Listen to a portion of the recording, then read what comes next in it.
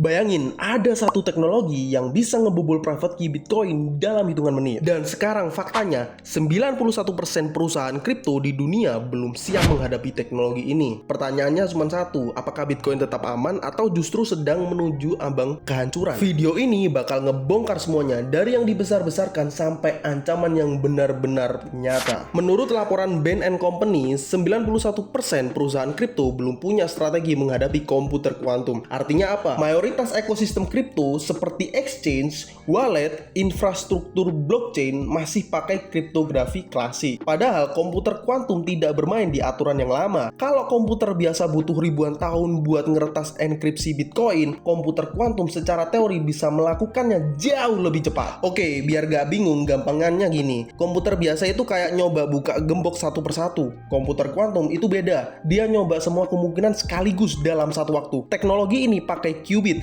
bukan bit biasa. Kalau bit cuma 0 atau 1, qubit bisa 0, 1, dan keduanya sekaligus. Makanya algoritmanya kayak source algorithm. Secara teori bisa mematahkan cryptographic public key, dan ini yang bikin dunia kripto deg-degan. Nah, sekarang yang paling penting adalah apakah Bitcoin bakal runtuh karena komputer kuantum?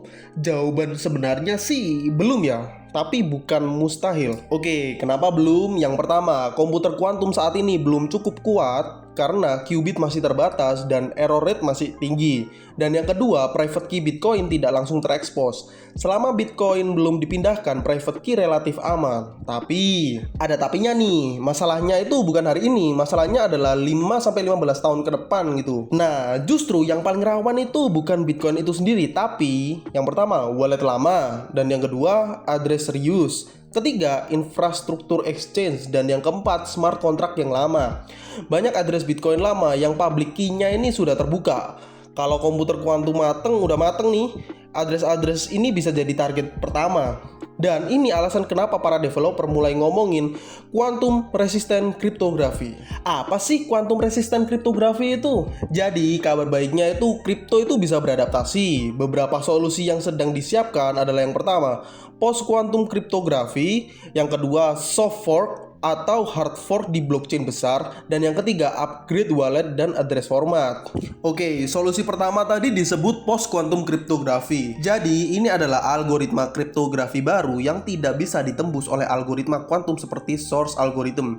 Beberapa contohnya, yang pertama lattice based cryptography, dan yang kedua hash based signatures, dan yang ketiga multivariate cryptography. Algoritma ini sudah diuji oleh NIST dan mulai dipakai di sistem tradisional, yang artinya secara teknis Bitcoin bisa migrasi ke algoritma yang tahan kuantum. Dan yang kedua, upgrade Bitcoin via soft fork. Bitcoin bukan teknologi mati. Kalau ancaman kuantum makin dekat, Bitcoin bisa melakukan soft fork. Apa sih soft fork itu? Jadi soft fork adalah update protokol tanpa memecah jaringan dan tetap kompatibel dengan node lama. Lewat soft fork ini, Bitcoin bisa mengganti skema signature, menambahkan address quantum resistant, mengurangi resiko address lama. Ini bukan teori. Bitcoin sudah berkali-kali melakukan upgrade besar sebelumnya. Dan solusi yang terakhir, address dan wallet akan berubah. Masalah terbesar Bitcoin ada di address lama. Address yang sudah pernah mengirim Bitcoin punya public key yang terbuka. Solusinya apa? Kedepan kemungkinan besar user akan diminta memindahkan Bitcoin ke address baru. Wallet akan otomatis pakai signature yang lebih aman. Reuse address akan makin ditinggalkan. Jadi bukan Bitcoin yang mati, tapi cara lama menyimpan Bitcoin yang harus ditinggalkan. Nah, kesimpulan dari video ini, Minhack cuman mau bilang kalau komputer kuantum itu bukan kiamat buat Bitcoin, tapi adalah alarm keras buat industri kripto. Karena kenapa? Yang bertahan bukan yang paling canggih, tapi yang paling cepat beradaptasi itulah yang bakal bertahan. Jadi, Bitcoin aman atau tamat nih? Jawaban Minhack paling jujur nih ya.